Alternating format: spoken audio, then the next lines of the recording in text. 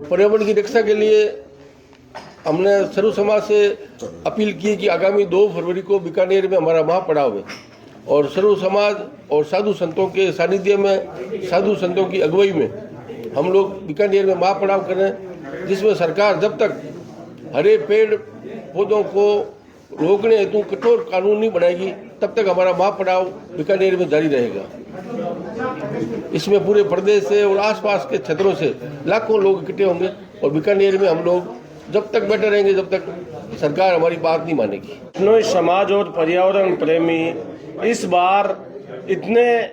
प्रताड़ित है सरकार की नीतियों से कि वो आर पार की लड़ाई लड़ना चाहते हैं। वो चाहते हैं कठोर कानून और सरकार की मंशा है वो क्लियर हो कि सरकार इन पर्यावरण के मुद्दे पे,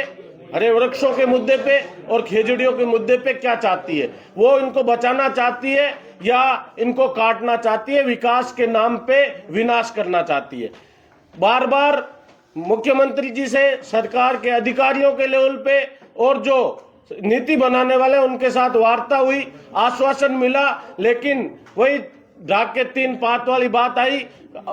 खोदा पहाड़ निकली चुईया। कानून बदलने की बात हुई, 100 रुपए से 10 गुना बढ़ाने के बाद 1000 रुपए की बात कही गई और जो सजा का प्रावधान था वो समाप्त कर दिया गया। अब पर्यावरण प्रेमियों ने जो मुकाम में महापंचायत हुई उसमें निर्णय किया कि जो 2 फरवरी को पूरे 36 कौम के पर्यावरण प्रेमियों को साथ लेके और इन हरे वृक्षों का जो विनाश हो रहा है उनकी कटाई के विरोध में हम प्रदर्शन करेंगे, महापड़ाव करेंगे और एक कठोर कानून की मांग करेंगे। जब तक सरकार की तरफ से गजट नोटिफिकेशन नहीं मिल जाता कि कानून बनाएंगे तब तक वहां से पर्यावरण प्रेमी नहीं उठेंगे।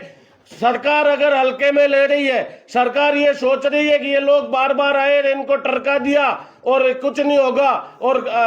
कार्रवाई नहीं करेगी, तो इस बार पर्यावरण प्रेमी आर पार की लड़ाई लड़ेंगे और जब तक कठोर कानून नहीं होंगे तब तक वहां से नहीं हटेंगे और खेजड़ी नहीं कटने देंगे। धरने पे लोग हैं, वहां पे उस क्षेत्र में जाके और पूरी तरीके से खेजड़ी और वृक्षों के संरक्षण, वन्य जीवों के संरक्षण, जैव विविधता को बचाने के लिए बिश्नोई समाज प्रतिबद्ध है। 36 कौम के पर्यावरण प्रेमी प्रतिबद्ध है। किसी व्यक्ति का अगर ये सवाल है कि बिश्नोई समाज ये नेतृत्व क्यों कर रहा है, तो बिश्नोई समाज ने अपने 363 सहित अनेकों जो हमारे